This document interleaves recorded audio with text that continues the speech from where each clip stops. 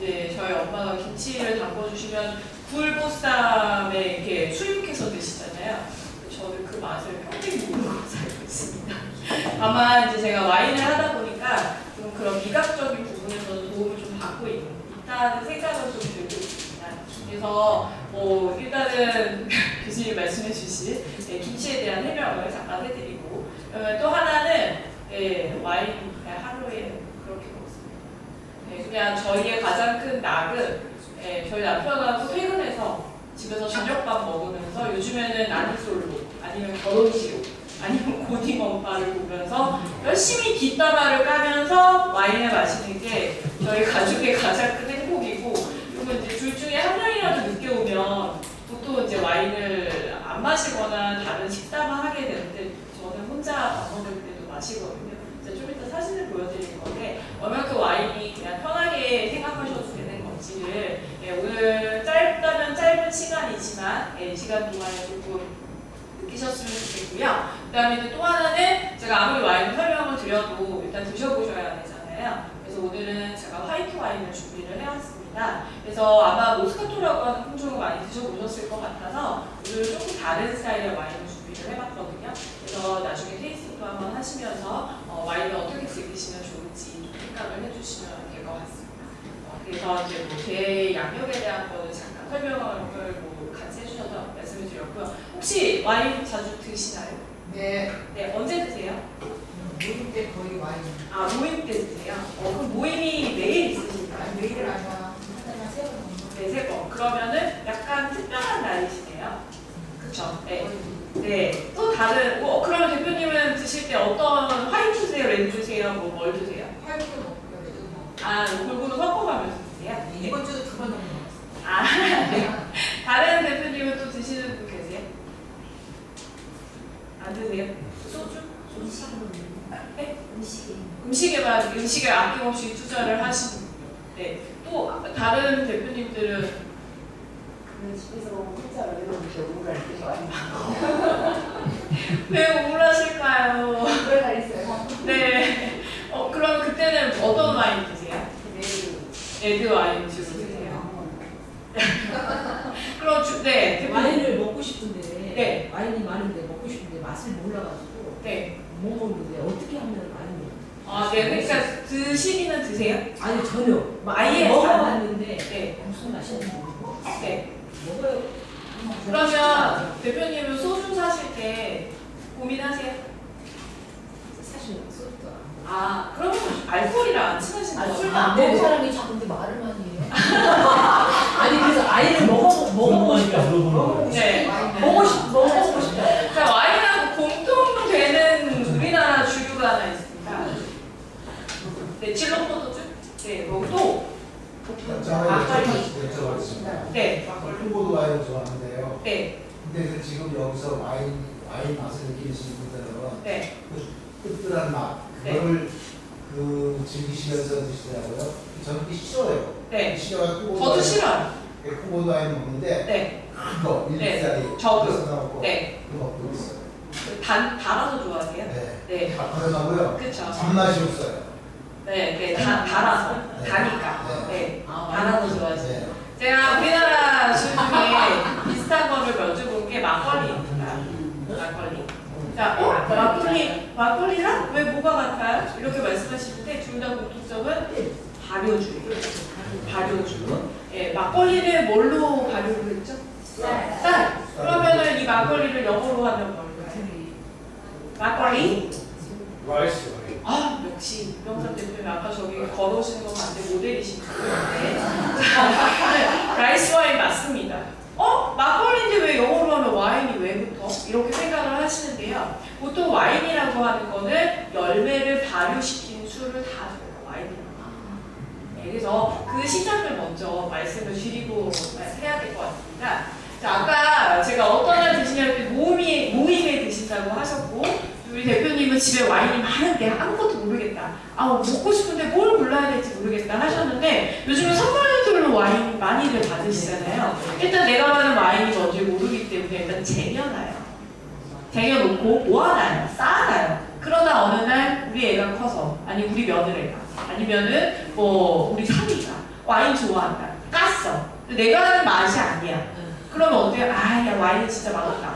와인은 함부로 먹는 게 아니다.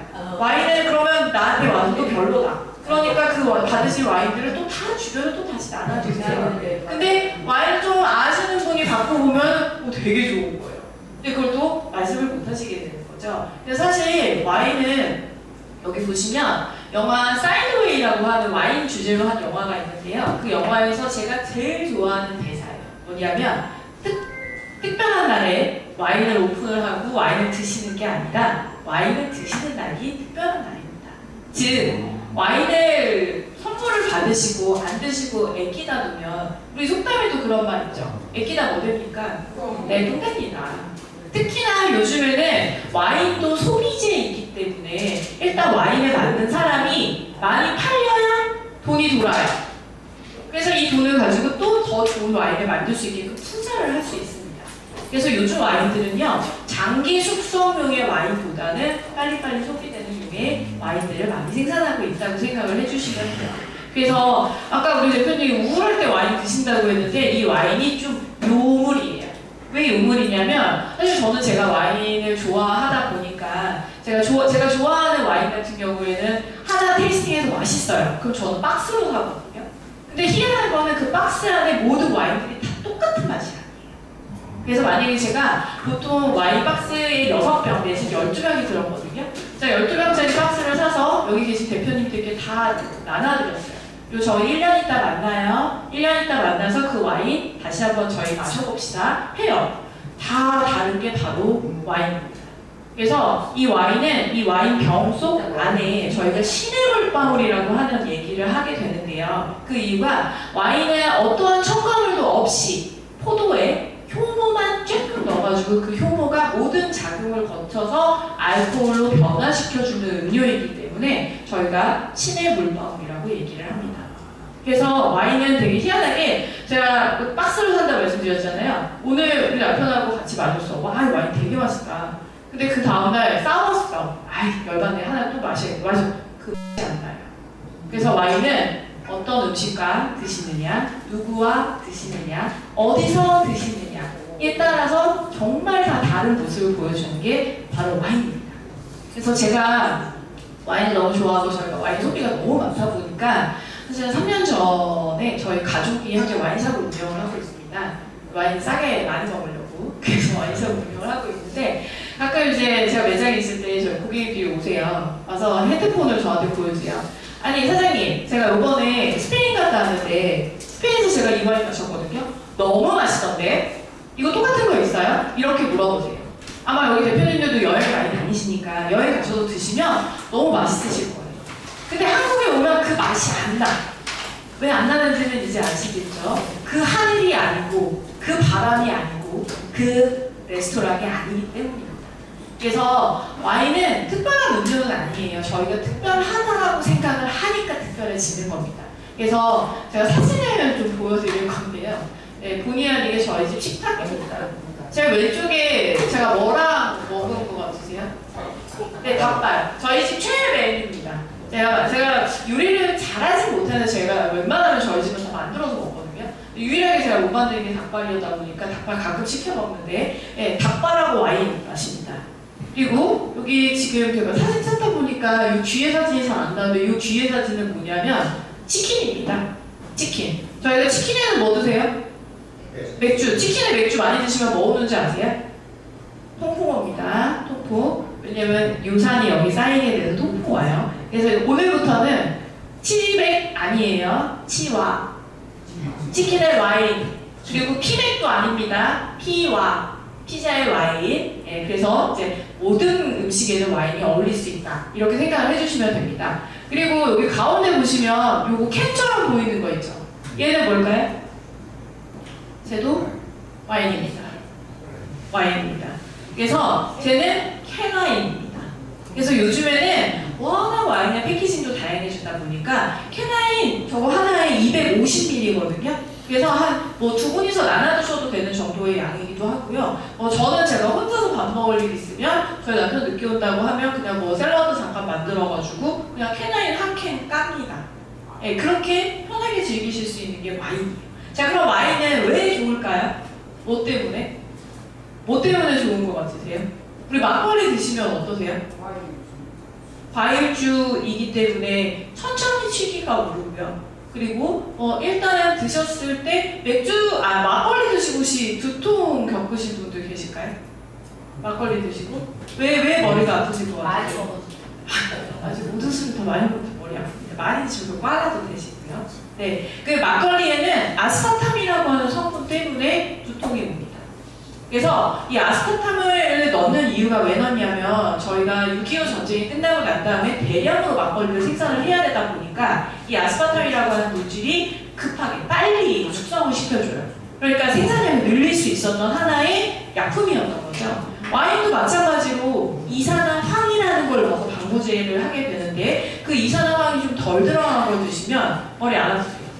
자, 그러면 어떤 와인이 이산화황이 덜 들어가 있냐, 이제 그것은 제가 차차 설명을 드리긴 할 건데, 일단 와인은 막걸리와 발효주, 즉 같은 공통점을 가지고 있고, 이 와인이 어떻게 만들어지는지의 과정을 보시게 되면 조금 더 이해가 되실 텐데요. 포도가 가지고 있는 당분에 효모를 넣어서, 자, 옆에 보시면 알코올과 CO2와 열이 발생이 되면서 포도의 당분이 알코올로 바뀌게 됩니다. 자, 그러면 시중에 나와 있는 와인들 중에 제일 고가 얼마까지 할 것 같으세요? 고가. 예, 시중에서 구매하실 수 있는 와인 중에 고가, 제일 고가. 네, 네 맞죠. 몇 천만 원, 억까지도 갑니다. 억까지도 가고, 그럼 제일 저렴한 와인. 네, 10,000원 이하도 있습니다. 10,000원 이하도 있고요. 아까 보셨던 캔와인 있잖아요. 걔는 물론 용량이 다르긴 하지만 저 캔하나에 5,000원이에요. 그러면 어떤 와인은 몇천 원이고 어떤 와인은 몇천만 원이고 이 차이가 여기 보이시는 공식에 다 나와 있습니다. 자, 일단 와인의 가장 주 재료는 바로 포도이기 때문에 뭐가 좋아야 돼요? 포도가 좋아야 돼요. 포도가. 자, 저희가 댁에서 김치 담그시잖아요. 김치 담그실 때 제일 먼저 신경 쓰시는 게 뭐예요? 배추. 배추를 고랭지로 살 건지, 그냥 노지를 살 건지, 아니면 절인 배추를 살 건지, 아니면 사갖고 와서 내가 절일 건지. 가장 고민하시잖아요. 자, 그래서 마찬가지로 포도도 가장 좋은 포도를 골라야 돼요. 자, 그 다음에 또 두 번째는 효모를 넣기 때문에 이 효모가 자연 효모인지 인공 효모인지에 따라서 달라진다라고 생각을 해주시면 돼요. 자, 그래서 포도가 질이 굉장히 좋아요. 그러면은 하나하나 수작업으로 와인을 생산을 하기 때문에 생산량이 많지 않습니다. 생산량이 많지 않고 생산량이 많은 애들은 당연히 전 세계 어디로 다 뻗어 나갈 수가 있게 되는 거죠.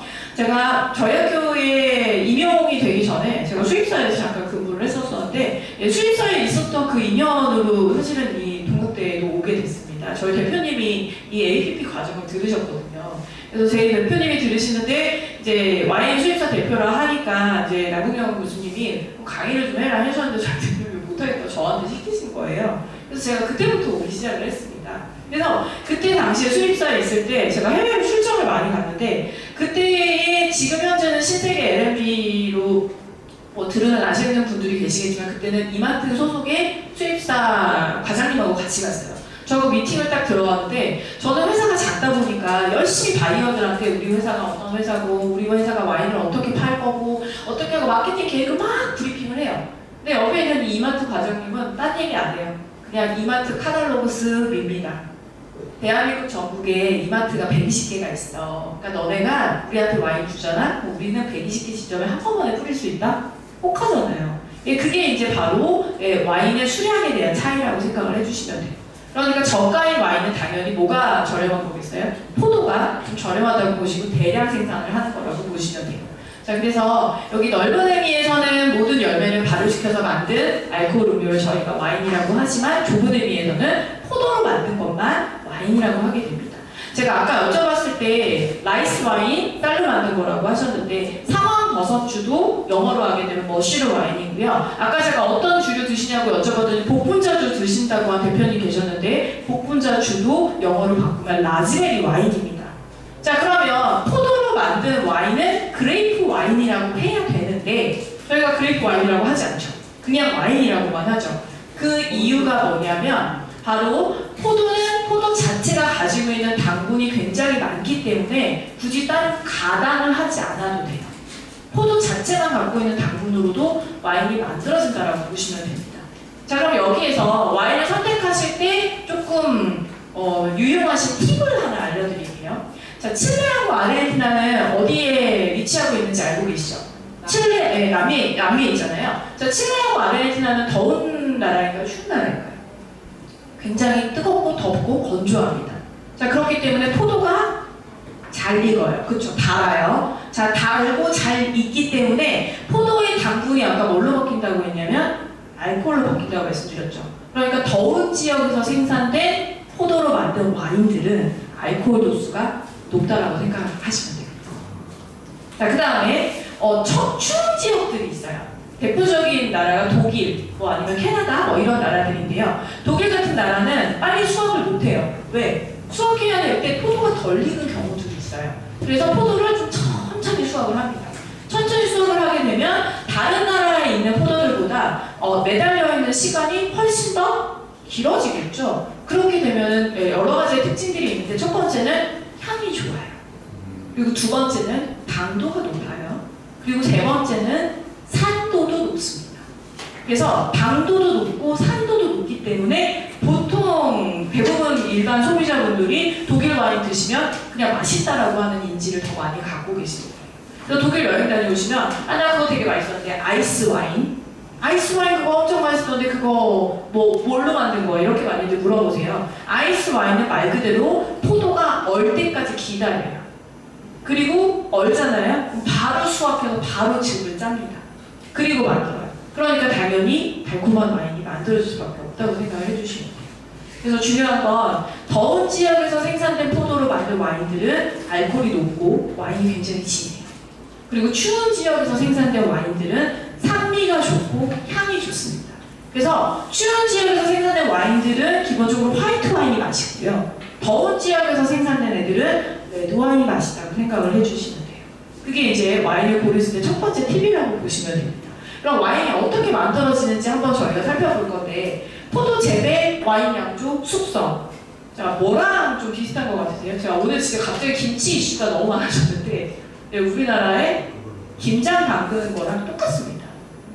일단 김치 재배하죠. 그 다음에 김치를 재배해서 저희가 배추를 재배를 하고 배추가 준비가 되죠. 그럼 뭐 하세요? 양념 버무리시잖아요. 양념 버무리고 난 다음에 어떻게 하세요?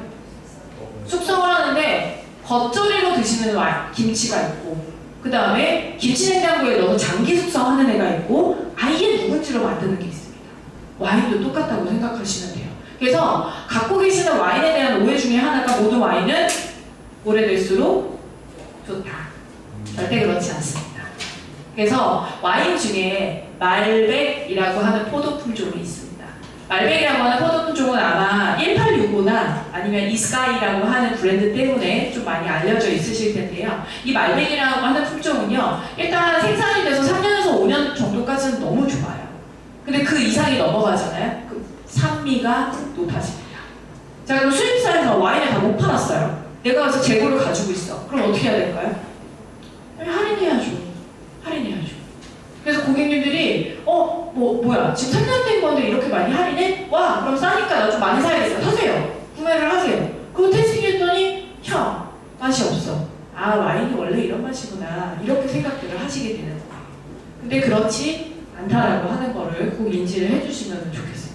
자, 그러면 아까 전에 포도가 좋아야지 와인이 잘 만들어지고 와인이 고가다라고 말씀을 드렸는데 이 포도가 자라는 모든 환경들을 저희가 테루아라고 하는 단어를 사용을 합니다. 테루아 혹시 들어보셨어요? 테루아? 이 테루아라고 하는 게 뭐냐면 포도가 자라는 모든 자연 조건을 저희가 테루아라고 얘기를 합니다. 자, 우리나라 영주는 뭐가 유명하죠?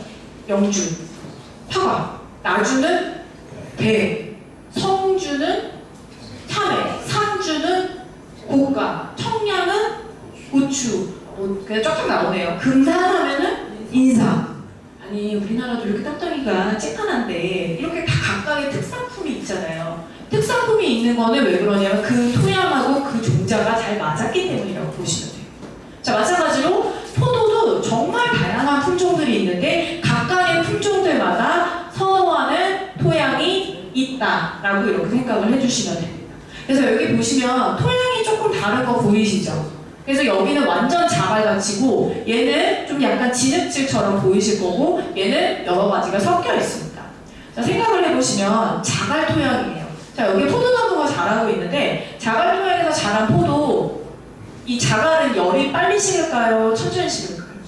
천천히 식죠. 그럼 포도나무 뿌리가 그 열을 고스란히 받아요. 그러면 그 열을 버텨줘야 되기 때문에 이 포도 자체가 굉장히 타닌도 세고 바디감도 무거운 되게 강한 스타일의 와인으로 만들어지는 거라고 보시면 돼요. 이해되시겠죠? 그리고 만약에 부드러운 토양이다. 그럼 와인도 당연히 부드럽게 만들어질 수밖에 없습니다. 자, 그럼 또 여기서 또 하나. 자, 포도는 몇 미터까지 뿌리가 내려갈까요? 몇 미터? 쑥 해서 뽑아나지 않습니다. 자, 좀 얕으면 한 5에서 10m 사이, 좀 깊으면 10에서 20m 사이까지 내려갑니다. 그래서 제가 뭐 저희 딸아이를 아까 잠깐 말씀드렸는데 제가 오늘 또 아까 한 5시 40분쯤에 학교에 도착을 했거든요. 그래서 잠깐 산책을 했는데 산책하면서 아, 대학생 다시 되고 싶다. 이런 얘기를 생각을 막 했어요, 혼자. 우리 인간에 있어서 라떼. 어느 정도 몇 년 전이 라떼세요? 몇 년 전으로 돌아오고 싶으세요, 우리 대표님? 이병선 대표님? 대학교를 가고 싶어요.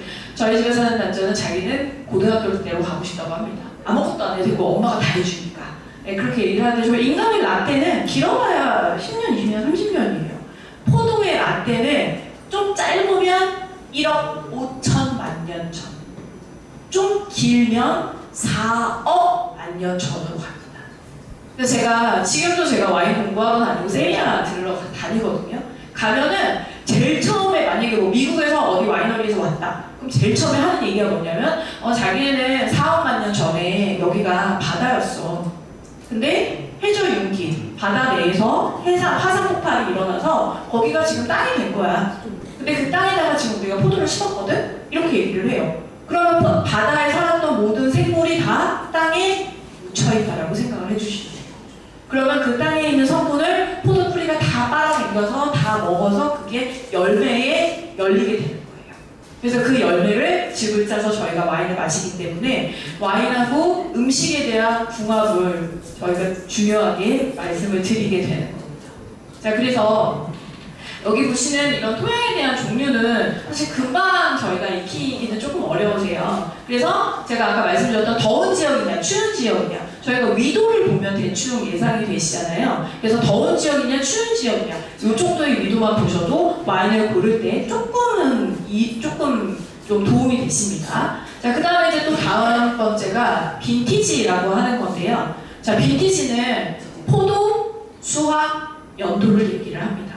포도 수확 연도. 지금 뭐 만약에 2023년에 수확한 포도로 와인을 만들면 빈티지가 23 빈티지가 되는 거죠. 그래서 빈티지가 좋으면 당연히 누가 좋을까요? 포도가 좋아요. 포도가 좋으면 당연히 와인이 좋겠죠. 그래서 그 해에 빈티지가 좋았는지 나빴는지를 조금 검색을 해보시면 또 나오게 되거든요. 그러면 그때의 와인들은 가격이 달라요. 왜 다를까요? 와인은 그냥 한 번 따면 없어지죠. 얘를 다시 막는다고 해서 똑같은 신상품으로 만들어질 수가 없어요. 그래서 와인은 한 번 오픈을 하면 그냥 없어지는 겁니다. 병수가 하나가 줄어요. 그러니까 와인은 좋은 해일수록 계속해서 가격이 올라가게 되는 겁니다. 그래서 여기서 또 팁을 드리자면 2005 빈티지, 2006 빈티지, 2015 빈티지, 2016 빈티지의 유럽 와인들은 다 좋아요. 다 좋아요. 그리고 2018 빈티지 이후의 미국 와인들은 선물을 받으셨거나 구매를 하실 때에는 조금 고민을 하셔야 됩니다. 왜 그러냐면 2018년도에 캘리포니아에서 산불이 났어요. 이 산불이 어디까지 타고 갔냐? 너무 안 꺼져가지고 올라가서 결국엔 캐나다까지 갔습니다. 이 산불 꺼지는데 거의 1년 반 정도가 걸렸어요. 그러면은 산불이 나면 그 재가 다 날아가서 어디에 붙어요? 포도 껍질에 붙죠. 포도를 양주할 때 포도 씻지 않아요. 수확해서 바로 짭니다. 왜냐하면 씻는 순간부터 과일은 당도가 떨어지기 때문에 씻을 수가 없어요. 그래서 2018년 이후부터는 미국 와인들이 물론 환율이 올라서도 비싼 것도 있지만 생산량이 없어요. 그리고 다시 다 굴에 탔기 때문에 뽑고 다시 재배를 시작을 하다 보니까 또 굉장히 어려워졌습니다. 자, 그러면 제가 다시 심는다라고 말씀을 드렸는데요. 자, 포도나무의 수령 몇 년 정도 될 것 같으세요? 얘도 보면 그냥 언뜻 보시기에도 좀 오래될 것 같이 보이시죠? 자, 포도나무의 수령 몇 년 정도 될까요? 20-30년? 정말 놀라울 정도로 인간과 똑같습니다. 자, 인간의 평균 수명 몇 년이죠? 80세죠. 지금 포도나무도 80세까지 갑니다. 자, 여기서 중요한 거 80세까지 인간이 건강하게 살려면 건강관리 잘해야 되잖아요. 포도도 관리를 잘 받으면 80년, 100년까지 살아요. 그 산다는 의미가 열매를 맺는 거라고 생각을 해주시면 돼요. 자, 그래서 자, 우리가 인간이 태어나면 돌 때쯤 되면 엄마, 아빠 하고 기죠. 자, 유치원 몇 살에 가냐? 5살, 6살에 갑니다. 포도도 심자마자 바로 수확한 포도로 와인 만들지 않습니다. 6년 될 때까지 기다려요. 테스트를 해요. 테스트를 해서 얘가 땅 속에 있는 모든 영양분을 다 끌어당겼냐, 못 끌어당겼냐를 판단을 한 다음에 그때쯤 되면은 수확한 포도로 와인을 만듭니다. 저희 질풍노도의 시기, 혹시 중2 자녀분 있는 분도 계실 것 같은데 중2병이 온다고 하잖아요. 북한이 중2들이 무서워서 못 내려온다고 얘기하던데 중2병 15살입니다. 포도도 마찬가지로 15년이 된 포도나무부터 미친듯이 열매를 맺어요. 그래서 막 열심히 맺습니다. 그리고 난 다음에 인간의 노화 몇 년부터 올까요? 제가 저희 학생들하고 맨날 얘기하는데요. 20살부터 노화가 시작된대요. 그래서 제가 저희 애들한테 야 너네도 노화 시작된 거야 이제 제가 이러면서 수업을 하는데 20년부터 노화가 시작이 됩니다. 포도도 마찬가지로 15년부터 25년까지 미친듯이 열매를 맺다가 25년이 지나면서부터 노화가 시작이 돼요. 이 노화를 늦출 수 있는 거는 관리를 잘 받는 거라고 보시면 돼요. 그래서 저희가 동안 피부 얘기를 하잖아요. 포도도 열매를 잘 맺으면 포도도 동안이라고 인정을 해줘요. 그 용어가 뭐냐면 올드 와인이라고 하는 용어가 있어요. 와인을 구매를 하실 때 올드 와인이라고 와인병에 써 있잖아요. 그럼 이런 와인들은요, 포도나무 수령 최소 35년 이상 된 포도에서 수확한 포도로 만들었다. 이렇게 보시면 돼요. 자, 그러면 빈티지가 어려요. 예를 들어서 빈티지가 2020 빈티지예요. 근데 그 밑에 올드 와인이라고 써 있어요. 그러면 와인이 어떨 것 같으세요? 안 좋은 걸까요?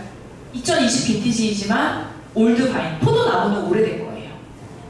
그래서 얘는 다른 빈티지, 다른 올드 와인이 아닌 와인들보다 훨씬 더 우아합니다. 그리고 훨씬 더 농축미도 좋습니다. 그래서 만약에 와인에 올드 와인이라고 하는 용어가 써 있으시면 가격이 동일한데 빈티지도 같은데 올드 와인이 써 있다. 그럼 그런 와인, 그 와인을 고르시는 거예요. 그게 이제 바로 와인을 구매하실 때 그래도 조금 좋은 와인으로 구매하시는 팁이라고 생각을 해주시면 돼요. 그리고 여기 보시는 와인 메이커의 노하우 같은 경우는요, 내가 이 토양을 보고 어떤 포도 품종을 심을 것인가, 자, 이걸 판단을 하는 게 바로 와인 메이커의 노하우라고 생각을 해주시면 돼요. 제가 저도 올 때는 차를 갖고 올라오기는 합니다만, 예전 가끔 차를 못 갖고 올 때가 있어요. 어디 다른 그 전에 일정이 있거나 할 때, 동대 입구역에 내리면 걸어 올라올 때 환장할 것 같아요. 언덕이 이렇게 있죠. 계단도 있고. 근데 비가 오면은 가장 좋은 점은 배수가 쭉쭉쭉쭉 된다는 거라고 보시면 돼요. 그래서 같은 동국대 안에 있는 캠퍼스이지만 비탈진 곳과 지금 저희 있는 이 법학관 안에 있는 이 잔디광장하고 같은 지역에 생산된 포도이더라도 위치가 어디냐에 따라서 포도의 상태가 다르다고 생각을 해주시면 돼요. 이게 이제 바로 테루아와 빈티지와 와인 메이커의 모든 총체적인 집합입니다.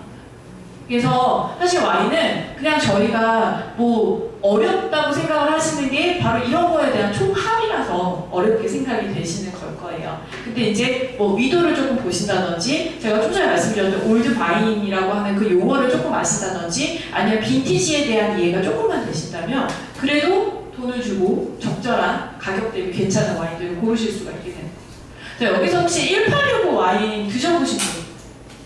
1865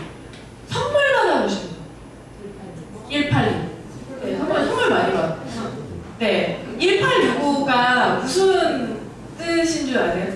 18을 돌면서 65타 치는 거. 네, 이게 마케팅의 병폐입니다. 네.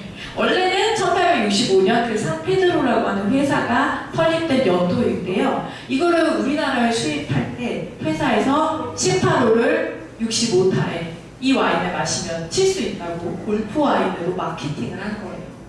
65타, 골프 와인을 치실 것 같은데 65타 흉나요? 어렵죠. 그래서 이거는 말도 안 된다. 그래서 또 우리나라는 또 뭐 하나 잘 되면 어떻게 하죠? 아류를 만듭니다. 그래서 1879라고 하는 와인이 또 나왔어요. 18호를 79타에는 칠 수 있지 않냐. 그래서 1879라고 하는 와인도 만들어졌고 1869도 있고요. 뭐 여러 가지 연도를 가지고 있는 와인들이 있는데 워낙 와인이 어렵다 보니까 이런 마케팅 상수를 통해서 조금 더 가볍게 다가가게 되는 거죠. 근데 1865 와인 드셔보셨을 때 어떠셨어요? 우리 대표님? 그냥 생각 없이 먹어요. 그냥 분위기가 좋아서 네, 그렇죠? 네. 네. 또 드셔보신 분 계세요? 드셔보신 분 계세요? 아, 네. 추우신가요? 네, 추우신다고 하시고. 춥다고. 네. 그리고 또 우리나라에서 대표적으로 많이 팔린 와인 중에 하나가 몬테스 알파. 몬테스 알파, 그 천사 그림 날개에 그려져 있는 그림이거든요. 이 몬테스 알파도 우리나라에서 제일 많이 팔려서 1865는 사실 칠레에서 생산된 생산량의 95%가 대한민국에서 소비가 됩니다. 그래서 1865 수입한 회사 칠레 갔잖아요. 헬기입니다. 그분도 걸어다니지 않아요. 헬기 타고 다닙니다. 그 정도로 우리나라에서 소비가 많이 되는 게 바로 1865다. 궁금하면 한번 드셔보실 수는 있지만 뭐 저도 그렇게 추천을 드리고 싶지 않습니다. 그 가격이 더 좋은 와인이 많으니까요. 그래서 뭐 이렇게 이제 와인들도 다양한 마케팅을 하는 것이 이제 이런 모든 것에 대한 총체적인 집합이라고 생각을 해주시면 됩니다.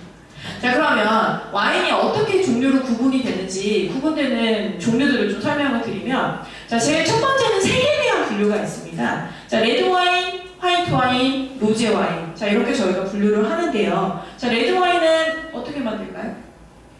레드 와인은 껍질, 아이고, 우리 대표님 어디서 수업 많이 들어보셨네. 지식이 또 높으시네요. 레드 와인 하면은 적포도로 만드는 게 기본이기는 하지만요. 포도의 즙과 이 포도의 껍질을 같이 발효를 시키는 게 바로 레드 와인입니다. 그럼 화이트 와인은 어떻게 할까요? 네, 껍질 빼고. 자, 그리고 내지는 청포도의 즙만 가지고. 그럼 제가 질문 한번 드려볼게요. 레드 와인 품종, 즉 적포도 품종을 가지고 화이트 와인을 만들 수 있다, 없다? 자, 다시 레드 와인 적포도 품종을 가지고 화이트 와인을 만들 수 있다, 없다? 있죠. 그게 바로 샴페인이라고 보시면 돼요. 그래서 샴페인이 다른 스파클링 와인들보다 가격이 달라요. 어나더 레벨이에요. 만약에 스파클링 와인들은 뭐 10,000원, 20,000대에도 많거든요. 근데 샴페인은 기본 스타트가 좀 싸야 80,000원, 90,000원 정도 됩니다. 그게 적포도 품종을 가지고 즙만을 짜서 발효를 시켰다가 다시 한 번 더 발효를 시키기 때문에 그 공정 과정이 굉장히 오래 걸려요. 그래서 샴페인이 바로 적포도 품종을 가지고 만드는 거라고 생각해 주시면 돼요. 자, 그럼 로제 와인은 어떻게 만들까요? 로제 와인 어떻게 만들 것 같으세요? 로제 와인 혹시 보신 적 있으시죠? 핑크색. 네, 핑크색. 어떻게 만들까요? 아, 그래도 저희 기수분들은 되게 좀 우아하셔서 섞는다는 말씀들을 안 하시네요. 다른 기수분들은 다 섞는다고 하셨거든요. 왜냐면 우리나라는 이 소맥이 너무 강해가지고. 네. 근데 로제 와인은 섞지 않습니다. 섞는 건 불법이에요. 로제 와인을 만들 때는 적포도 품종을 가지고 포도 껍질에서 색만 추출해요. 그리고 껍질을 빼내는 거예요. 그럼 만약에 예를 들어서 껍질이 두꺼운 포도 품종으로 만들었어요. 그러면 로제 와인도 색깔이 진하게 나오죠. 그리고 껍질이 얇은 애예요. 그러면 색깔이 굉장히 투명하게 나오는 거예요. 그래서 껍질이 좀 두꺼운 아이로 만든 로제 와인, 색깔이 좀 진한 로제 와인은 약간 햄버거나 고기랑 드셔도 되고요. 껍질이 좀 얇아서 투명한 그런 로제 와인들은 생선이랑 드셔도 돼요. 그래서 사실 우리나라 분들은 로제 와인 안 좋아하세요. 여기 로제 와인 드셔보신 분 계실까요? 거의 오 대표님 언제 드셨어요? 우리나라에서는요, 우리나라 분들은 일단 기본적으로 뭐 아니면 도예요. 화이트 아니면 레드지 로제는 안 드세요. 근데 프랑스는 화이트 와인보다 로제 와인 판매량이 더 높습니다. 미국도 마찬가지라고 보시면 돼요. 그래서 오히려 레드도 모르겠다, 화이트도 모르겠다, 그럴 때 그냥 로제 드시면 돼요. 자, 그러면 여기서 만약에 고기를 드신다고 해요. 그러면은 고기하고는 어떤 와인이 어울리죠? 레드. 생선에는 화이트. 이게 마치 공식처럼 알고 계시는데요. 사실 공식은 맞아요. 1 더하기 1은 2. 공식 맞습니다. 근데 저희가 인생을 살다 보면 1 더하기 1이 2가 아닐 때가 많잖아요. 1 더하기 1이 창문이 나올 때도 있습니다. 자, 그러면 어떻게 매칭을 하시면 되느냐? 음식의 색깔과 와인의 색을 맞추시면 돼요. 자, 소고기하고 돼지고기 익기 전에는 둘 다 핑크색, 붉은색이지만 소고기는 익고 나면 거의 갈색에 가까워요. 지금 밑에 보시는 이런 바닥색 같은 색깔이죠. 그러니까 레드 와인하고 어울려요. 근데 돼지고기는 익고 나면 거의 흰색이죠. 그래서 화이트하고 잘 어울려요. 닭고기 어떨까요? 닭고기도 익고 나면 흰색이죠. 근데 우리 이병서 대표님은 삼계탕을 드신다고 하고, 그리고 우리 이경민 대표님은 닭볶음탕을 드신다고 합니다. 그러면 이병서 대표님은 화이트 와인, 그리고 이경민 대표님은 약간 단맛이 나는 레드 와인. 이렇게 선택을 하시면 되는 거죠. 자, 생선으로도 한번 가볼까요? 자, 생선은 어떠세요? 생선 흰살 생선, 광어, 우럭 이런 애들은 흰살 생선이죠. 그러니까 당연히 화이트랑 드시는데, 참치 어떻습니까? 네, 붉은색이죠. 그러니까 참치 와인은 레드 와인하고도 잘 맞아요. 자, 그럼 연어는 어떠세요? 연어 핑크색이잖아요. 자, 핑크색 나왔어요. 뭐랑 드시면 돼요? 로제랑 드시면 됩니다. 자, 그러면 뭐 이렇게 공식을 아셨어요? 근데 우리나라 사람들도 제일 좋아하는 스타일의 레스토랑이 뭐냐면 뷔페예요. 뷔페 가시면 소고기도 있고 돼지고기도 있고 까르보나라도 있고 토마토 다 있잖아요. 그러면 그때 로제를 드시면 돼요. 소맥이요. 네, 로제를 드시면 돼요. 로제. 그리고 오마카세 스시를 드실 때에도 어설프면 괜히 뭐 다른 걸 드시는 것보다 로제 와인이 더 맞을 수도 있어요. 그래서 제일 중요한 거는 음식의 색깔과 와인의 색을 맞추시면 절대 실패가 없다라고 하는 거 말씀드릴게요. 작년 연말에 12월 31일 날 저랑 저희 남편이랑 참치를 먹으러 갔거든요. 참치회 먹으러 갔는데 와인 챙기자 그래가지고 이제 와인 저희 집 가방에는 외출할 때 항상 와인이 한 명 들어가 있습니다. 왜냐면 제가 소주를 잘 못 마셔요. 왜냐면 그 알코올 냄새가 너무 싫다 보니까 그 소주를 먹으면 약간 거부감이 오더라고요. 그리고 소주만 먹다 보면 이게 얘는 소주는 증류주라고 잘못 알고 계시는 거죠. 여기 대표님들은 안 그러시겠지만 에틸 알코올입니다. 알코올에다가 물을 탄 거죠. 그러니까 걔는 그냥 알코올을 마시는 거예요. 그래서 나중에 좀 지병이 갑자기 생기신 분들은 소주는 끊어도 와인은 안 끊으시는 분들이 계시고, 또 제가 아는 분 중에 한 분은 뭐 이런 일이 벌어지면 안 되지만 암 초기에 좀 발견이 되셔가지고 항암치료 때문에 병원에 입원하셨어요. 이분도 와인을 너무 좋아하시는 분이었거든요. 그래서 의사들한테 여쭤봤대요. 삼성의료원에서 선생님 제가 진짜 와인 너무 먹고 싶어요. 어떻게 해야 돼요? 와인을 안 먹어서 스트레스를 받는 것보다 하루에 한 잔은 괜찮다. 그래서 그분도 하루에 한 잔을 항암치료 하실 때 드셨더라고요. 그래서 와인은 어떤 첨가물도 들어가지 않기 때문에 그냥 적절하게만 드시게 된다면 오히려 건강에 도움이 됩니다. 그래서 제가 참치회를 먹으러 갈 때도 레드 와인을 챙겼어요. 근데 저희 남편이 아니 화이트가 아니고? 그러는 거예요. 일단 먹어. 그래서 가서 딱 한 잔 마셔보더니 아 이래서 음식하고 어울리는구나 이런 얘기를 하더라고요. 그래서 한번 음식의 색깔과 와인의 색깔을 한번 맞춰보시는 거 한번 해보세요. 그러니까 의외로 굉장히 잘 어울립니다. 그 다음에 여기 두 번째 보시면 당분 함유량에 대한 분류가 있는데요. 드라이하다라고 하는 뜻 무슨 뜻인지 알고 계시죠? 드라이하다. 와인 구매하러 가시면 이 와인은 드라이하고요 라고 하는 말을 굉장히 많이 들으실 거예요. 자, 드라이하다 무슨 뜻일까요? 단맛이 없다. 정확합니다. 근데 이 요즘에 와인을 마시는 즐기는 인구들이 많아지다 보니까 무슨 일이 벌어지냐면 저희 매장에 어떤 고객님이 오셨어요. 와인을 추천을 해달라고 하시더라고요. 그래서 네, 혹시 어떤 스타일 와인 좋아하세요? 제가 여쭤봤더니 저는 드라이한 와인 좋아하고요. 끝에 단맛이 좀 났으면 좋겠어요. 그거 하고 싶었어. 이거는 카페에 가셔서 저 뜨거운 아이스 아메리카노 주세요. 이거랑 똑같은 거예요. 멋있어 보이고 싶은데. 그러니까 좀 그래서 제가 그 말씀에 너무 충격을 받아서 제가 다음날 학교를 가서 저희 학생들한테 물어봤습니다. 야, 니네는 드라이한 뜻이 뭔 줄 아냐? 아니면 우리 애들을 저희 어린 대학생들의 표현으로는 힙하다? 뭐 이렇게 얘기를 알고 있더라고요. 아니고요. 단맛이 전혀 없다. 이렇게 보시면 돼요. 근데 여기서 또 함정이 있어요. 제가 아까 더운 지역에서 생산된 포도들은 당도가 높고 알코올이 높게 나온다고 말씀드렸죠. 근데 이 효모가 마냥 살아있지 않아요. 효모는 알코올 도수 15도가 되면 무조건 자연적으로 죽습니다.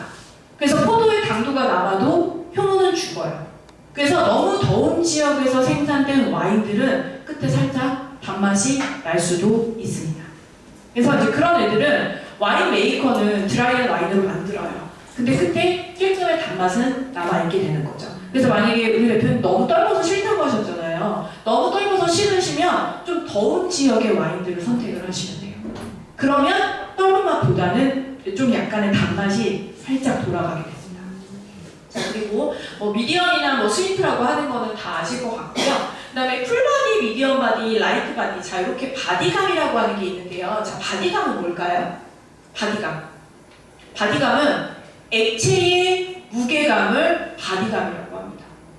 그래서 모든 액체한테는 저희가 바디감이라고 하는 단어를 써요. 커피에서도 바디감이라고 하고요. 그 다음에 물에서도 바디감이라고 하고 다 바디감이라고 해요. 그 바디감에 대한 비교를 말씀을 드리면 물, 우유, 요거트. 자, 요 세 개가 달라요.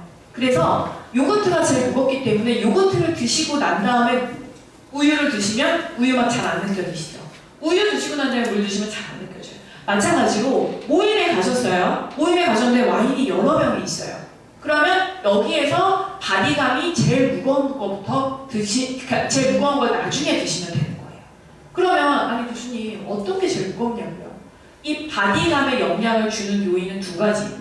첫 번째 알코올 도수, 두 번째 당도. 그래서 알코올 도수가 높으면 와인이 무거워요.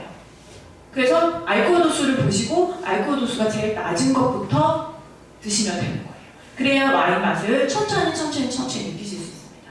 자, 근데 여기서 또 우리 대표님들이 가장 많이 혼동스러워 하시는 게 뭐냐면 바디감과 타닌감이에요. 타닌이 뭘까요? 씁쓸한.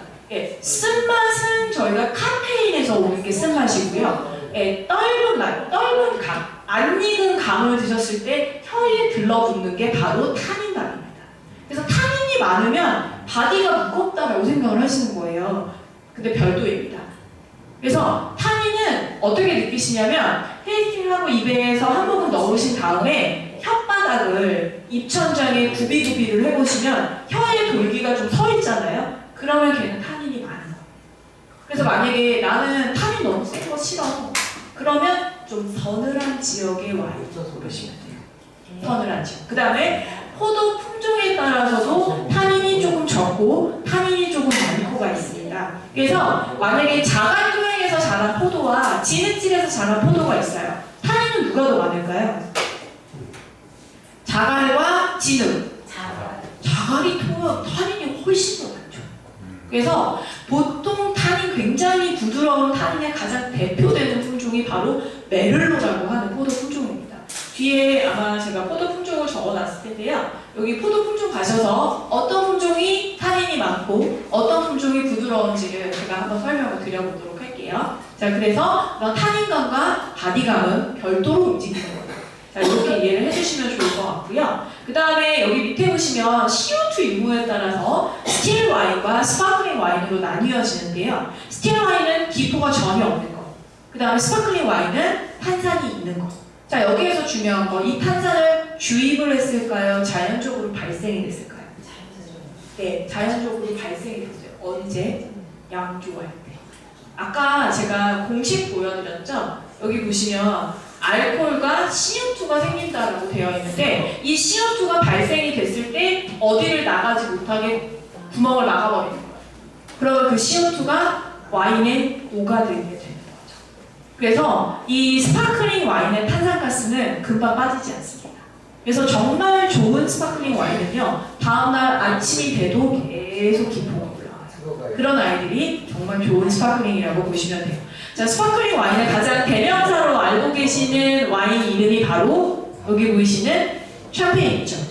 자, 쌈바뉴에서 생산된 스파클링 와인만 샴페인이라고 할 수 있고요. 다른 지역에서는 샴페인이라고 쓰면 불법입니다. 그러면 불법인 거 어떻게 알아요? 프랑스 정부 애들이 조사를 해요. 그래서 프랑스 내에서도 쌈바뉴 지역이 아닌 데에서 샴페인을 붙여서 팔잖아요. 프랑스 정부에서 싹 다 수거해요. 얼마 전에도 330톤 버렸습니다. 왜냐면 샴페인이라고 하는 용어를 한국으로 썼기 때문에. 그래서 샴페인은 쌈바뉴에서만 생산된 게 샴페인이고요. 나머지는 다 이름들이 있어요. 그래서 프랑스 그 외 지역에서는 크레몽이나 무스, 저희가 무스라고 해서 머리에 바르는 그 헤어 제품 있죠? 쭉 자르는 거품이 이렇게 올라오잖아요. 그래서 저희가 이제 무스라고 얘기를 하게 되고요. 그다음에 스페인에서는 까바, 이탈리아는 스푸만테, 독일은 젝트라고 합니다. 그래서 만약에 가격이 좀 저렴한데 스페인 거네? 그럼 거의 대부분 다 까바라고 써 있을 거예요. 그러면은 이 나머지의 까바나 스푸만테나 젝트들은요, 샴페인을 만드는 방법과 동일하게 만들지만 생산량이 다르고 마지막에 처리하는 방법이 좀 기계식으로 하기 때문에 대량 생산이 돼서 가격이 좀 저렴하다고 생각을 해주시면 됩니다. 그래서 이 용어들만 좀 알고 계셔도 와인을 고르실 때 조금 익숙하게 고르실 수가 있어요. 자, 그러면 와인에 있어서 가장 대표되는 힘은 뭐냐면 바로 포도 품종입니다. 포도 품종은 내가 얼마나 많이 알고 있느냐에 따라서 여기 계신 대표님들이 와인을 좀 편하게 고르실 수가 있어요. 지금 1번부터 12번까지 쭉 나와 있지만 빨간색에 되어 있는 요 세 가지만 아셔도 와인 고를 때 어렵지 않습니다. 전 세계적으로 가장 많이 소비되는 품종이고요. 이 세 개는 어딜 가도 다 있습니다. 자, 여기 보이시는 샤르도네, 소비뇽 블랑, 리슬링. 자, 이렇게 세 가지인데요. 샤르도네는 노란색의 열대 과일 같아요. 자, 노란색의 열대 과일 어떤 애들 있죠? 망고, 바나나, 그리고 파인애플. 자, 이 중에서 산미가 있는 애는 파인애플이죠. 자, 그래서 샤르도네인데 미국에서 재배가 됐네? 그럼 미국은 되게 덥단 말이에요. 그래서 얘네들은 망고나 바나나 같아요. 근데 샤르도네인데 굉장히 서늘한 지역의 샤르도네네? 그러면 걔네들은 파인애플 같아요. 그래서 파인애플 같다는 얘기는 당도도 조금 느껴지지만 산미도 조금 느껴지는 거라고 보시면 돼요. 그래서 샤르도네를 고르실 때도 지역을 대충 보시면 내가 원하는 스타일을 찾으실 수가 있는 거예요. 자, 그 다음에 소비뇽 블랑은요, 아주 초록색의 통통 튀는 과일 같아요. 초록색의 통통 튀는 과일 대표적인 아이가 청사과, 그 다음에 라임, 이런 애들이에요. 그 다음에 이 소비뇽 블랑은요, 산미가 어느 정도냐면 테이스팅 하시잖아요. 여기에 이렇게 침이 바로 주룩 보입니다. 그래서 굉장히 상큼하고 굉장히 시다 보니까 여자분들이 조금 좋아하시고요. 청량감이 너무 좋아서 여름철에 드시기 딱 좋아요. 그래서 요즘에 연예인들이 와인을 많이 드시는데 요즘에 연예인들 중에 소비뇽 블랑을 아주 골고루 돌아가시면서 드시는 분들이 계세요. 그래서 거의 소희 와인, 초도 소비뇽 블랑이 나오고요. 엄정한 와인, 초도 소비뇽 블랑이 나오고요. 사라 제시카 파커는 소비뇽 블랑을 너무 좋아하다 보니까 자기가 와인을 만들었어요. 그 정도로 소비뇽 블랑은 여자분들이 좋아하시는 스타일입니다. 그래서 만약에 회를 드신다고 하면 무조건 소비뇽 블랑. 그리고 화이트 중에서도 조금 무게감을 가지고 있는 게 샤르도네이기 때문에 삼계탕을 드신다고 하면 샤르도네가 더 맞다라고 보시면 돼요. 그리고 세 번째에 있는 리슬링은 독일에서 생산이 됐는데요. 이 리슬링은 이렇게 만들면 샤르도네 같고요, 저렇게 만들면 소비뇽 블랑 같아요. 근데 이 리슬링을 대표하는 나라가 어디냐면 바로 독일입니다. 자, 독일은 추운 나라를 대표하는 곳이죠. 그래서 당도와 산도의 밸런스가 완벽하고요. 알코올 도수가 10도밖에 되지 않아요. 그래서 보통 와인 초보자들이 제일 처음에 시작하는 포도 품종이 뭐냐면 여기 4번에 보시는 모스카토라고 하는 포도 품종입니다. 두 번째로 좋아하시는 게 뭐냐면 바로 리슬링이에요. 근데 모스카토는 너무 달아요. 어느 정도로 다냐? 생크림 케이크 같아요. 생크림 케이크를 밥 대신 밥만큼 드세요? 못 드세요. 자, 모스카토 사실은 뭐 거의 대부분 처음 와인 강의하러 가면 모스카토를 다 꼬시거든요. 왜냐면 다 맛있다고 하시니까. 근데 얘는 밥이랑 사탕이랑 같이 못 먹는 것처럼 뭐 드시다 보면 질려요. 그래서 저는 이제 모스카토 말고 식사를 좀 하고 싶은데요. 그게 바로 리슬링입니다. 그래서 리슬링이 제일 잘 어울리는 게 뭐냐면 삼겹살. 삼겹살하고 리슬링하고 진짜 너무 잘 어울려요. 한번 드셔보세요. 술도 잘 그게 맞아. 수육하고도 잘 어울려요. 그래서 어느 정도였냐면 제가 막 잘 어울린다고 했더니 저희 제자 한 명이 집에 가서 삼겹살에 리슬링을 한 병 마셔보더니 그 다음 학기에 휴학하고 독일 갔다 왔어요. 3년 동안. 팔찌 가서 양조 공부하고 하더라. 야, 너 뭐? 그래서 저는 휴학을 할 줄 몰랐거든요. 복학을 했대요. 뭐야? 여학생이었는데 군대 갔다 온 것도 아니고 3년 동안 어디 갔다 왔어? 독일 갔다 왔대. 왜? 그랬더니 그 음식의 페어링이 너무 충격적이어서 너무 맛있어서 한번 갔다 와보고 싶었다고 얘기를 하더라고요. 그래서 리슬링에 보통 이 삼겹살 같이 한번 드셔보세요. 자, 여기에서 또 함정이 하나 있습니다. 자, 와인은 무조건 코르크가 좋을까요? 스크류가 좋을까요? 스크류캡에 대해서 어떻게 생각하세요? 스크류캡. 스크류캡 보면은 비싸다고 생각이 드세요? 저렴하다고 생각이 드세요? 저렴하다. 그리고 선물을 받았는데 스크류캡이다. 뭐야 이렇게 생각하실 수도 있는데요. 스크류캡을 써야 되는 나라가 있습니다. 왜냐면 그 코르크가 생산이 안 돼요. 그러니까 코르크도 수입을 해야 되는데 너무 비싸니까 와인은 10,000원짜리야. 그렇다고 코르크로 1,000원짜리 쓸 수 없잖아요. 그럼 그럴 때에는 오히려 스크류캡이 더 유용하고요. 스크류캡이 약간 방정맞게 따서 소주 따는 것처럼 그냥 디리릭 따면 끝나니까 그렇지만 요즘에는 오히려 그걸 더 선호하시는 분들이 많아요. 왜냐면 드시다가 남으면 다시 막을 수도 없고 그리고 이 스크류캡 같은 경우에는 공기가 들어갈 염려도 없기 때문에 와인이 망가질 염려도 없습니다. 그래서 대표적인 나라가 바로 독일과 호주예요. 호주 와인은요, 일단 코르크가 거의 생산이 되지 않습니다. 그래서 호주 와인 중에는 판매가 15만원, 20만원짜리인데도 스크류캡이 아니들이 많아요. 그래서 스크류캡에 대한 편견은 버리시고 어떻게 생각하시면 되냐면 와인을 막는 용도로 좀 다양한 도구를 썼구나 이렇게 생각을 하시는 게 오히려 조금 더 도움을 크실 것 같습니다. 그래서 청포도 품종은 위에 있는 3가지가 좀 중요하고요. 자, 그 다음에는 적포도 품종들인데 적포도 품종에서는 제가 체크해놓은 빨간색만 잘 보시면 돼요.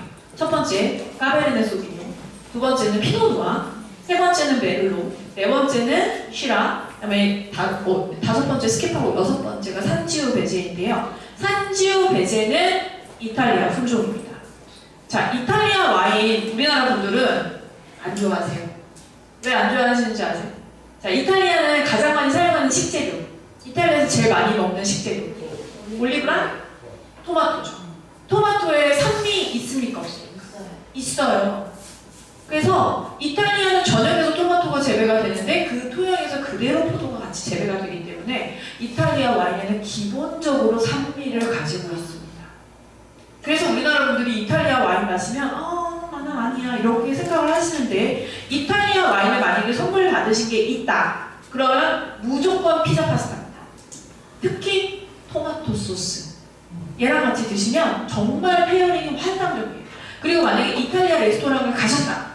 근데 거기에 이탈리아 와인이 아니라 미국, 칠레, 다양한 애들이 껴있다. 그럼 거기서 일하는 셰프는 이탈리아 정통 요리를 배운 사람이 아니라 야매로 배운 거예요. 아니면 그냥 주방에서 일하다가 올라갔다라고 생각하시면 돼요. 왜냐면 이탈리아 요리를 정통으로 배운 사람들은 절대 이탈리아 와인 외에는 다른 걸 리스트업하지 않습니다. 그 정도로 걔네들은 음식하고 와인에 대한 걸 중요하게 생각을 하기 때문에 그런 부분들을 좀 중요하게 생각을 해주셔야 돼요. 그래서 만약에 산지오 베제라고 하는 포도 품종을 선물로 받으셨으면 그냥 도미노 피자도 괜찮아요. 그리고 시판 소스의 파스타도 괜찮습니다. 그런 거랑 같이 드시면 훨씬 더 맛있게 즐기실 수가 있고요. 그리고 이탈리아 와인은 산미가 있다고 제가 말씀드렸는데 커피에도 좋은 커피일수록 산미를 가지고 있잖아요. 마찬가지로 이탈리아 와인도 그 산미에 한번 느끼게 되시면 이탈리아 와인은 그 다음부터 좀 약간 매니아층이 좀 생기는 거라고 생각을 해주시면 될 것 같아요. 그 다음에 1번부터 4번까지 보이는 포도 품종 중에서 가장 껍질이 얇고 제일 비싼 애가 있어요. 걔가 누구냐? 바로 피노 누아. 피노 누아는요, 껍질 굉장히 얇아요. 자, 그래서 여기서 좀 알고 좀 중요하게 생각하셔야 되는 게 뭐냐면, 껍질이 얇으면 색상이 연할까요? 진할까요? 연해요. 타닌은 거의 없어요. 그래서 레드 와인은 뭐라고 설명을 하냐면, 레드 와인을 가장한 화이트 와인이라고 얘기를 합니다. 그래서 레드 와인, 피노누아 레드 와인이니까, 그래 레드 와인은 고기지, 스테이크 구워요. 피노누아는 못 먹습니다. 자, 그럼 여기서 음식하고 와인이 어울리는 게 어떻게 조화가 되면 어울리는 거예요? 라고 말씀을 하시는데요. 와인하고 음식이 그냥 잘 맞잖아요. 그럼 입에서 그냥 감칠맛이나 단맛이 돌고 튀는 게 없어요. 근데 와인하고 음식하고 잘 안 맞잖아요. 그럼 입안에서 무슨 맛이 나냐면 쇠맛이 나요. 이 쇠맛이 뭐냐면 철맛, 저희 급식실이나 어디 식당 가시면 스낵으로 되어 있는 컵에 물 받아 먹으시면 그 나는 쇠맛 있죠? 그런 맛이 나면 와인하고 음식이 안 나요. 그러면 뭐 참고 드시거나, 저희 집은 안 맞으면 그냥 맞고 다른 와인을 따거든요. 왜냐면 음식을 바꿀 수가 없으니까 다른 와인을 선택을 하는데, 가장 페어링하기 힘드신 게 바로 피노누아입니다. 근데 아마 선물 받으신 와인 잘 보시면 피노누아를 제일 많이 받으셨을 수도 있어요. 왜냐면 피노누아가 제일 까칠해요. 그래서 재배하기가 가장 힘들어요. 그리고 재배하는 지역도 넓지 않아요. 그러니까 가격이 비싸요. 그래서 선물을 하실 때는 그래도 고가를 드리고 싶은 마음에 피노누아를 선택하시는데, 피노누아는 매칭하기가 쉽지가 않습니다. 그래서 저희 매장에도 가끔 고가 와인 사러 오시는 고객님들이 선물하신다고 하면 제가 꼭 여쭤봐요. 와인을 좀 드시는 분이실까요? 그리고 와인을 조금 아시는 분이실까요? 꼭 여쭤봐요. 안 그러면 그냥 받아서 고기하고 드셔버리면 완전히 다르게 음식이 됩니다. 그래서 이제 요 품종들을 잘 기억하시면 되고요. 메를로는 아까 말씀드린 진흙질에서 자라는 대표되는 품종입니다. 그래서 제가 메를로를 표현하는 단어가 뭐냐면 캐시미어예요. 캐시미어 가볍죠. 근데 굉장히 포근하고 따뜻하죠. 그래서 메를로가 보기에는 붉은색으로 보여서 타닌이 별로 없을, 좀 약간 가벼움을 같이 느끼실 수 있지만 굉장히 실키하고 부드럽고 파워를 가지고 있는 게 바로 메를로입니다. 그래서 주로 여자분들이 메를로를 좀 많이 좋아하시고요. 남자분들은 무조건 까베르네 소비뇽을 좀 많이 좋아하신다고 보시면 돼요. 그래서 이 품종들을 좀 알고 계시면 와인을 선택하실 때 도움이 되십니다. 자, 이거 외우기 너무 힘드시죠? 네, 그래서 제가 다른 꿀팁을 드리겠습니다. 야매 팁인데요. 야매, 그리고 야매를 왜 이렇게 참 좋아하지? 네, 자, 여기 보시면 화이트 와인 두 종인데요. 어떤 차이점이 보이실까요? 하나는 우리 대표님은 와인 공부 너무 많이 하셨기 때문에 다음번에는 이명석 대표님이 하셔야 될 것 같습니다. 네, 졸업생 대표로. 네. 코르크 스크류 하신데 아까 누가 색깔 말씀하셨는데 색깔도 이명석 대표님이셨나요? 와인 병색이 좀 다르죠? 네. 왼쪽은 누가 봐도 초록색, 오른쪽은 약간 갈색과 노란색을 띠잖아요. 이거는 사실 100%는 아닌데요. 제가 와인 강의를 너무 많이 하고 와인 강의를 너무 많이 다니다 보니까 한 85%는 거의 맞아요. 초록색 병이면 산도가 높습니다. 산도. 그리고 노란색, 갈색 병이면 약간 열대과일 중에서도 망고나 아니면은 약간 바나나 같은 조금 무게감과 약간 묵직한 스타일의 화이트라고 생각을 해주시면 돼요. 그래서 만약에 나는 산미가 싫다, 그럼 초록병 보이는 거는 고르시면 안 돼요. 뭐 어떻게 해도 조금씩은 다 산미가 있고. 그래서 화이트 와인을 고르실 때는 병 색깔을 보고 고르셔도 괜찮습니다. 자, 그럼 레드 와인 한번 해볼게요. 레드 와인은 자, 두 개가 어떻게 다른 것 같으세요? 이것도 사실 것 같은데? 네. 이게 이제 프레임입니다. 첫 번째 제가 색을 말씀드렸는데 두 번째 색을 열심히 보이시지만 병 모양이 다르죠. 하나는 왼쪽에 있는 병은 어깨가 없어요. 어깨가 없고 되게 미끈하고요. 오른쪽에 있는 병은 어깨가 있습니다. 자, 어깨가 있다는 거는 타닌이 많다, 떫은 맛이 많다, 이렇게 생각하시면 돼요. 왜냐하면 타닌이라고 하는 성분은 침전물을 많이 만들어내요. 그렇기 때문에 이 침전물이 나올 때 와인 따랐는데 침전물이 이렇게 같이 있으면 별로 보기가 안 좋잖아요. 그리고 그게 드셨다고 해서 걔가 특별한 맛을 가지고 있지는 않습니다. 그렇지만 침전물이 생겼다는 거는 그만큼 탄닌이 많다는 얘기예요. 그래서 어깨에서 한번 걸러내주고 와인을 따를 때 나갑니다. 그래서 레드와인을 고르실 때는 어깨가 없는 아이들이 좀 약간 부드럽다 이렇게 생각을 하시면 돼요. 그래서 너무 야매티 짱이죠. 네. 사실은 이런 게 더 유용하시거든요. 카베르네 소비뇽이 싫어하는 그거 언제 다 기억하고 계시니까. 그래서 이 정도 알고 계시면 또 와인을 고르실 때 조금 도움이 되실 겁니다. 자, 그래서 이런 아이들이 있는데요. 그 다음에 이제 또 와인을 고르실 때는 약간 이렇게 생긴 등급 제도를 보고 고르실 수가 있습니다. 자, 우리나라는 와인이 수입국인가요? 생산국인가요? 수입국이죠. 제가 와인을 처음 공부할 때만 해도 우리나라는 수입 의존도가 95%. 근데 지금 현재는 우리나라 수입 의존도가 한 75에서 70% 정도 됩니다. 우리나라도 와인 생산 많이 하고 있어요. 대표적으로 하는 지역이 어디냐면 대부도, 경북 영천, 그 다음에 충북의 어디죠? 영동, 충북 영동. 요 세 지역에서 와인 생산 정말 많이 하고 있습니다. 근데 우리나라에서 생산되는 포도 품종들은 자 이런 품종으로 못해요. 왜 못하는 줄 아세요? 자 이런 품종들은 저희가 양조형 포도라고 하는데요. 양조형 포도는 기본적으로 1년에 강수량이 1000ml 이하로 와야 돼요. 그리고 오늘과 같은 햇살이 포도가 있는 시기인 7월, 8월, 9월 3개월에 걸쳐서 1500시간의 일조량이 받쳐줘야 돼요. 근데 우리나라는 그게 안 되는 거죠. 그래서 우리나라는 식용포도로 와인을 만듭니다. 식용포도 대표적인 거 뭐 있어요? 거봉, 캠벨, 그 다음에 미스카 이런 애들이거든요. 이런 애들은 당도가 낮아요. 양조형보다. 보통 양조형 포도의 당도가 35에서 한 40브릭스 정도까지 나오는데 식용포도들은 15에서 좀 높게 나와야 20 정도 되거든요.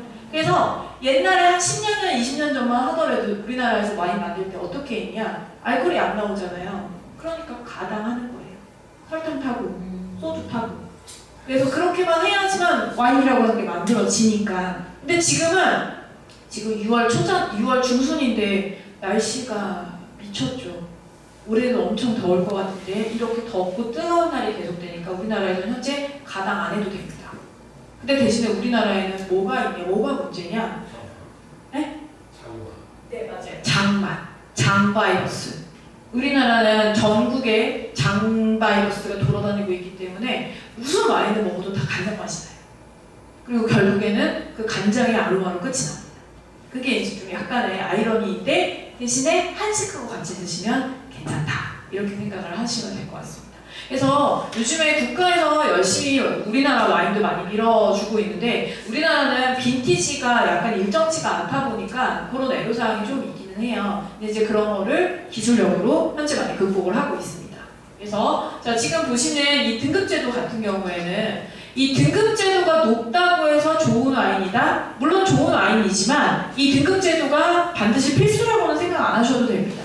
이 등급을 받는다는 건요, 그 나라에서 정한 규칙대로 와인을 만들면 등급을 받아요. 근데 우리나라는 수입국이기 때문에 밑에 있는 와인들은 받을 필요가 없어요. 그래서 우리나라는 다 위에 있는 것들이라고 생각을 하시면 돼요. 그래서 이런 애들이 뭐라고 써있냐면 지금 여기 보이시는 AOC 제가 줄임말로 적어놨는데 자 얘는 아펠라시옹, 폴리니 몽나셰, 콘트롤레 자 이렇게 저희가 발음을 하는데 아펠라시옹 같은 경우는 명칭이라는 뜻이고요. 이 가운데에 오는 오리진이에요. 원산지가 어디냐. 그 다음에 가운데 있는 콘트롤은 통제. 어디서 통제를 받아서 어디 포도밭에서 수확된 걸로 만들었냐 이 뜻이거든요. 저희 지금 동국대학교 주소가 필동으로 되어 있나요? 네. 필동으로 되어 있죠. 필동이 있는 포도밭에서 수확한 포도로 와인 만들었어요. 그럼 아펠라시옹 필동 콘트롤레가 되는 거예요. 그래서 가운데가 이 포도밭이 위치한 즉 포도를 수확한 동네라고 생각을 해주시면 되는 거죠. 그래서 이것도 사실 단기간에 될 수 있는 부분은 아닙니다. 그래서 와인 보시면 저 이런 것들이 써 있으면 아 그래도 뭐 국가에서 정한 대로 잘 만든 와인인가 보다 이렇게 생각을 해주시면 돼요. 그리고 나라들마다 조금 다르긴 한데 다른 것보다 이탈리아에서의 이 두 가지는 제가 꼭 말씀을 드려야 되겠습니다. 자, 보시면 이탈리아도 등급이 DOCG와 DOC가 있는데요. DOC와 DOC G급부터는 아까 보셨던 병에 D가 붙어 있어요. D가. 그리고 DOCG의 마지막 G는 가버먼트, 그 다음에 개런티의 G입니다. 즉 정부에서 품질을 보증한다라고 생각을 해주시면 되는 거죠. 그래서 지금 보시면 D가 붙었죠. 그 다음에 그 밑에 보시면 수탉 마크가 있는데 이 수탉은 뭐냐면 끼안띠라고 하는 곳이 지역의 이름이에요. 토스카나라고 하는 이탈리아 로마의 바로 위쪽에 있는 토스카나라고 하는 지역에 끼안띠라고 하는 마을이 있습니다. 지금 저희가 여기가 중부 필동이잖아요. 토스카나 끼안띠 이렇게 보시면 돼요. 그 다음에 옆에 있는 클라시코는 이 끼안띠 중에서도 제일 좋은 포도밭에서 수확한 포도를 만들었다는 뜻입니다. 너무 길잖아요. 그래서 안 되겠다. 그냥 검은 수탉 붙여. 그래서 검은 수탉이 끼안티 클라시코라고 하는 용어의 줄임말이라고 보시면 돼요. 그래서 만약에 모임을 가셔요. 내가 밥 살게. 와인 사. 아니 와인 가져와. 나 와인 잘 몰라. 그러면 띠에 검은 수탉 있는 걸로 사. 그러면 준박을 합니다. 그리고 이런 아이들이 가격이 저렴하진 않아요. 그래서 어느 정도 품질이 보증받았잖아요. 그러니까 무난하게 식사와 같이 하실 수 있다라고 하는 거죠. 그다음에 여기 밑에 보시면 리제르바라고 하는 게 있는데요. 이 리제르바도 아마 와인 선물 받은 것 중에 고가의 와인들은 아마 써 있을 거예요. 이 리제르바는 이탈리아와 스페인에만 써 있습니다. 프랑스에는 안 써 있어요. 자, 그 이유가 뭐냐면 좀 전에 보셨던 등급 제도의 가장 제일 처음에 시작한 나라거든요. 바로 프랑스입니다. 프랑스는 프랑스 대혁명이 끝나고 난 다음에 만국 박람회를 개최를 하면서 나폴레옹이 야, 와인을 이렇게 많이 가지고 오면 내가 뭐가 좋은 건지 모르잖아. 그러니까 너네가 알아서 등급을 좀 나누면 안 될까? 라고 해서 등급 제도가 생겼어요. 근데 이탈리아나 스페인들은 와인이 너무 생명과 같이 되어 있으니까 우리가 김장을 하고 난 다음에 어머니가 김치를 밖에 나가 팔지 않는 것처럼 이탈리아가 와인이 우리나라에 김치 같은 존재거든요. 그러면 생산량도 많지 않고 내가 굳이 마케팅을 할 필요가 없는 거예요. 근데 90년대에 들어오니까 같은 생산량인데 프랑스 애들은 해외에도 수출을 해. 근데 이탈리아는 수출하기에 뭔가 등급이 너무 애매해요. 그래서 프랑스 거를 보고 따라 베낀 거예요. 근데 자존심이 상하잖아요. 그래서 뭔가의 차이점을 두려고 리제르바라고 하는 용어를 개발을 했어요. 그래서 이 리제르바가 붙어 있으면 평균보다 오래 숙성했다는 뜻이거든요. 평균은 오크통에서 15에서 18개월 동안 숙성하고 병입한 다음에 내보냅니다. 근데 리제르바가 붙으면 최소 36개월 이상 숙성을 해야 돼요. 그러니까 오크통에 담아있는 기간이 굉장히 길어지게 되는 거죠. 자, 그럼 여기서 오래된 와인들은 색깔이 진할까요? 연할까요? 레드와인에서. 레드와인은 시간이 되면 될수록 탈색됩니다. 탈색. 그래서 주황색으로 가요. 그래서 리제르바가 붙은 와인들은 색깔이 연해요. 그리고 타닌도 굉장히 부드러워져 있어요. 그래서 리제르바라고 붙어져 있으면 너무 강력한 음식과 매칭을 하시면 또 이 와인이랑 음식이랑 따로 놀아요. 그래서 와인이 음식한테 밀리게 되는 거예요. 그래서 그럴 때는 그냥 좀 중간, 좀 부드러운 음식을 선택을 하시는 게 좋습니다. 그래서 리제르바가 붙어 있으면 좀 오래 숙성된 애들이다. 그러니까 오래 숙성됐으니까 가격이 어떨까요? 또 좀 비싸요. 그래서 일반 끼안티 클라시코보다는 끼안티 클라시코 리제르바가 한 낮을 때는 2만원, 좀 차이가 많이 할 때는 한 3, 4만원까지도 차이가 납니다. 그래서 이제 또 선물을 하실 때는 좋은 거 해드리고 싶으니까 리제르바 붙은 거를 많이들 선물을 하시게 되는데 그럴 때는 좀 오래 숙성된 애구나 이렇게 생각을 해주시면 됩니다. 그래서 다른 거보다도 이탈리아 와인에서 그래서 이 띠에 검은 수탉은 안 잊어버리시겠죠. 그래서 어디 가셔도 띠에 검은 수탉 붙어있는 걸로 고르시면 됩니다. 그리고 지금 보시면 이제 코르크는 어떻게 만들어져 있냐면 코르크의 나무를 벗겨서 뭉쳐서 만들어요. 그래서 코르크의 나무의 껍질을 벗기는 거기 때문에 유한한 자료입니다. 무한하지 않아요. 그래서 이 무한한 재료를 계속해서 개발을 할 수가 없기 때문에 스크류캡이라고 하는 걸 개발을 해낸 거라고 보시면 됩니다. 그래서 이 코르크 껍질이 다시 재생되는데 얼마 정도 걸릴까요? 이사님 저희 와인 좀 오픈해주세요. 네. 네. 짧게는 5년, 길게는 10년 정도 재생이 돼서. 혹시 어디 업자에서 나오신 거 아니죠? 업자 같으신데? 약간 느낌이 업자신데. 업자는 맞아요. 네? 아, 그건 아니고. 한이 업자. 자, 그래서 코르크는 그렇게 무한한 자료가 아닌 유한한 자료라고 생각을 해주시면 될 것 같습니다. 자, 제가 프랑스 지도를 잠깐 가지고 왔는데요.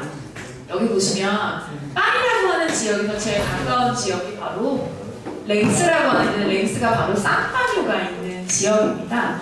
그리고 뭐 프랑스 와인 중에서 가장 대표되는 데가 바로 여기 보이시는 보르도라고 하는 지역과 그다음에 이제 여기 보라색에 해당하는 지역이 버건디라고 되어 있는데 버건디 들어보셨어요?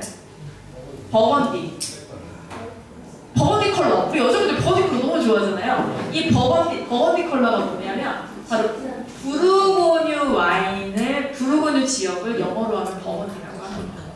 그래서 만약에 이병헌 대표님이 어제 나 버건디 와인 마셨어. 근데 이경민 대표님이 저 오늘 부르고뉴 와인 마셨는데 똑같은 와인이지.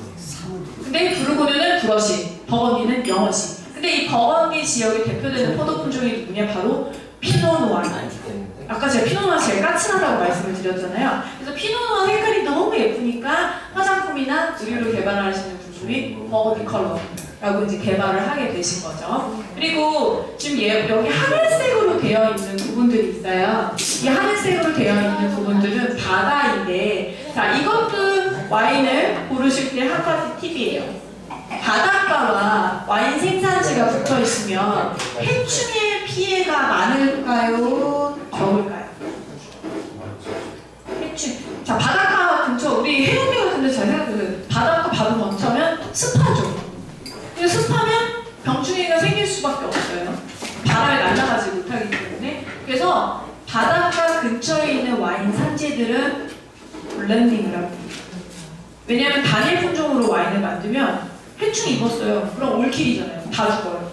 그러면 와인을 만들 수가 없기 때문에 블렌딩을 해요. 그래서 와인을 만약에 구매를 하셨는데 와인 병에 포도 품종이 안 써있다. 그러면 거의 대부분은 블렌딩을 한 거라고 보시면 돼요. 그럼 블렌딩한 거에 내가 포도 품종 어떻게 찾아내? 이 지명을 보고 찾아내시는 거예요. 그래서 와인이 어려울 수밖에 없다. 이렇게 보시면 됩니다. 그리고 이 랭스라고 하는 지역은 북쪽에 가까이 있기 때문에 제가 랭스를 7월에 갔었거든요. 7월 한 15일 이때쯤에 갔는데 너무 추워가지고 팬이 얇은 경량이 그 정도로 바람이 셉니다. 근데 제가 랭스를 갔다가 밑에 있는 이 남쪽 이 니스 해변가에 있는 론이라고 하는 지역을 갔거든요. 차를 타고 이동을 하긴 했습니다만 제가 렌트를 해서 운전을 하고 가는데 그때 차에서 막 타닥타닥 소리가 나는 거예요. 그래서 나 렌트했는데 차 고장나면 유럽에서 이거 어떡하나 너무 걱정했는데 내려서 보니까 너무 더워가지고 차가 지나가면 아스팔트가 벗겨지는 거예요. 그 정도로 뜨거운 지역. 그래서 남쪽 지역에 해당하는 지역의 와인들은 어떻게 했어요? 굉장히 진하고 파워풀하고 그다음에 좀 강렬한 스타일이라고 생각을 해주시면 돼요. 그래서 지금 제가 포인터로 가리키고 있는 이 지역이 아비뇽이라고 하는 지역인데요. 아비뇽이 바로 교황청이 있는 곳이거든요. 그래서 이 지역에서 생산되는 와인들은 굉장히 고가의 와인들이 많아요. 근데 지금 제가 여기에 가리키고 있는 이 지역이죠. 이 지역이 이제 남프랑스에 해당하는 랑그독이라고 하는 지역인데요. 이 지역이 론 지역의 저가 버전의 와인이 생산되는 곳이라고 보시면 돼요. 그래서 네.